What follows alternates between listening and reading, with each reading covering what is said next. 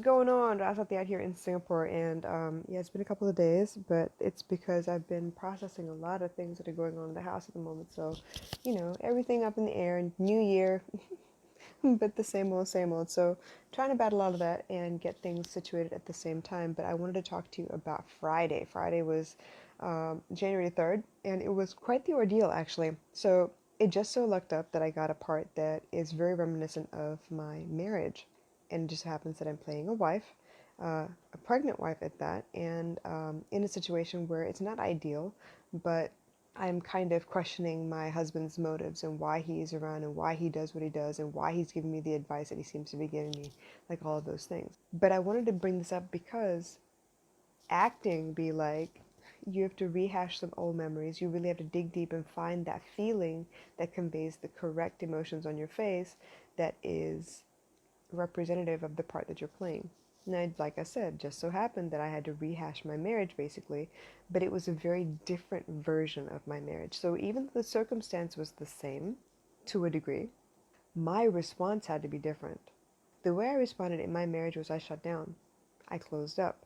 I moved away from him. I didn't engage as much, whereas this wife happens to talk back, is very sarcastic and snide, tends to revel in the fact that she can make her husband feel small because she doesn't believe a thing that he says. And that's very different. It's a big departure from who I really am, who I am. But I had to find that aspect of myself where I could make it believable on screen, because if I can't bring the emotion to my face, I'm not doing a very good job of acting. Now, part of it is you play off the other person. Luckily, you have like someone who shares a scene with you, right? Somebody who you're playing off of, basically. So they play off of you, you play off of them, and you kind of make the dialogue work. Luckily, he was very convincing, but it was a very different expression for me. What people don't seem to understand about actors, and this is why I really, really look up to Jim Carrey and Robin Williams, those people who have played these major dynamic roles which have been far from pigeonholed. It's not the same role every time. Yeah, for a while Jim Carrey was the comedian, Robin Williams was the comedian, but for you to be able to make light of a situation when it's actually very, very serious is difficult. It takes a certain kind of energy to be able to bring that expression to your face, make it believable enough where you have to live that experience over and over, because any one scene is not taken in one scene. It's taken in many shots because you need the different angles. You need the different camera angles, and this is why you see one person's face versus the other person's face versus both people's faces versus the background, like all of that, okay? It's a lot. You have to memorize the lines and be able to deliver them every damn time. I was speaking to a friend of mine, and he mentioned that, he played a role once where he played a husband who was very, very upset with the wife because after getting married, some years passed, he realized, this is part of the story, by the way, he realized that the wife had orchestrated the breakup of the love of his life in order to marry him. And now, everything that comes out of her mouth, he is seeing as a manipulation of sorts. So I spoke to him about that, and he showed me scenes from the TV series, and I was like, oh my God, this is amazing. Like, I really love this. You brought the character to life. But he said, you know what? It took a lot out of me. Because every day on set for 8 hours or more, I had to fight with this woman as if it was a real marriage. I had to go through the dialogue. I had to feel the feelings. I had to really yell and scream and show my temper. I had to bring all those emotions to my face. It's not just about doing a voiceover. You had to go through the motions. You had to act it out. You had to live that on set for about 8 hours. And he said, the lines on my face changed. I was depressed for a time afterwards because he had to decompress from that. He had to realize that that was not his life. He had to, what is that word I want to use? He had to detach himself from the character and the life he led on screen, prioritize the life that he had off screen. And while to a certain degree I understood what he meant, it didn't hit me until Friday when I went for a shoot. I went in at 8 o'clock in the morning. I got off at 6 o'clock in the evening. That was a decent time shoot, okay? Normally they run really late. I got off at 6, and I could not take the bus home. I had to walk. I had to walk, meaning not that the bus wasn't available. It was a decent time. I mean, 6 o'clock, of course, the bus is there, but I needed the walk to decompress. I needed the walk to kind of sort through my feelings And of course, I am over here reminiscing about, what it was like to really live that life. And I'm thinking, wow, you know what? I wouldn't do that again to save my life if I had to. It was just not worth it. I found myself on set apologizing to my co-star because I felt bad for the way this woman was treating him. Even though I understood what his character was like, his character definitely deserved it. Well, okay, I'm not going to say deserved it. His character was asking to be treated the way he was being treated, but it still felt bad. It felt wrong to treat this man like this. That's part of the reason I shut down. I didn't respond the way that I could have. I could have gone on shouting matches. I could have gone through all his stuff. I could have, rifled through his phone, his clothes, his everything. I could have questioned every aspect of his life. I could have been a living, breathing nag in my marriage. But I was not, because I was not about to put that kind of energy into that. What I did instead was I deflected and I focused on the kids instead.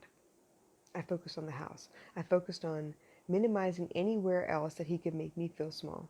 I taught myself how to cook.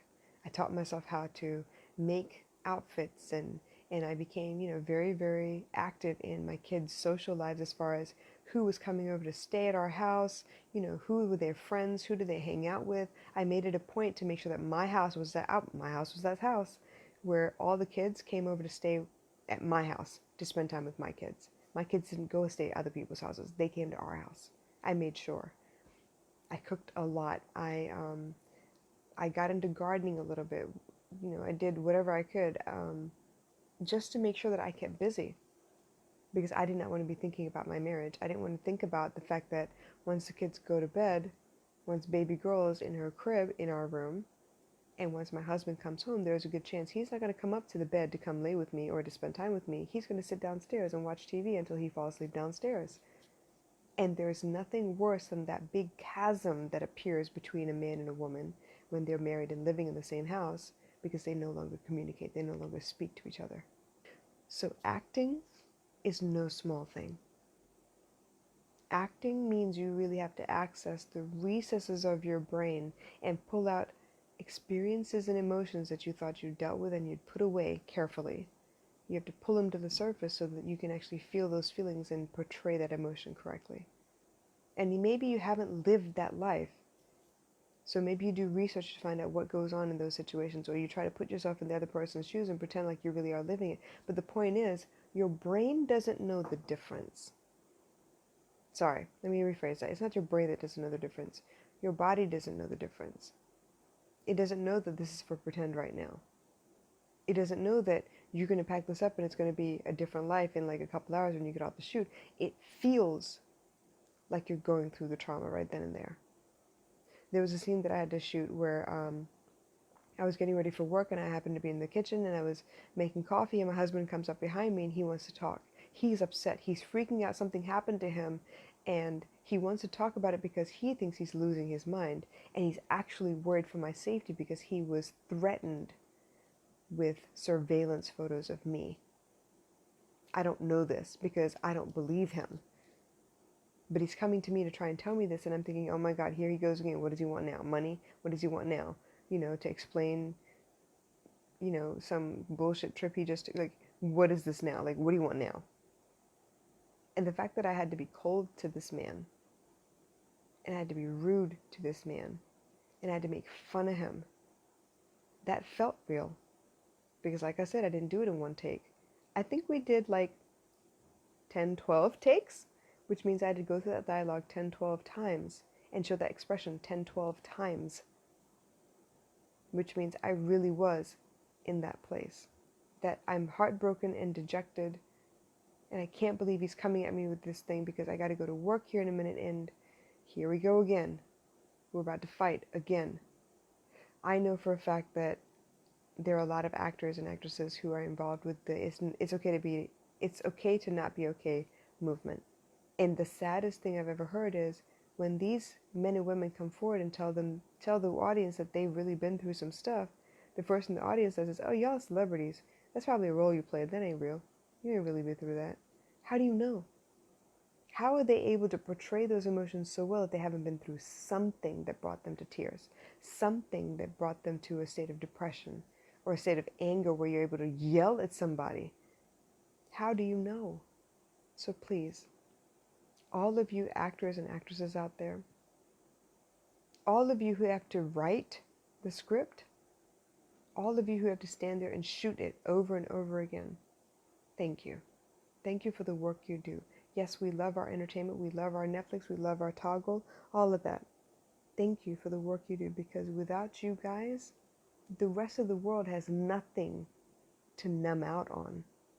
Without you guys, we forget that other people go through some shitty situations. Without the ability to be able to bring that emotion on screen, we don't get it.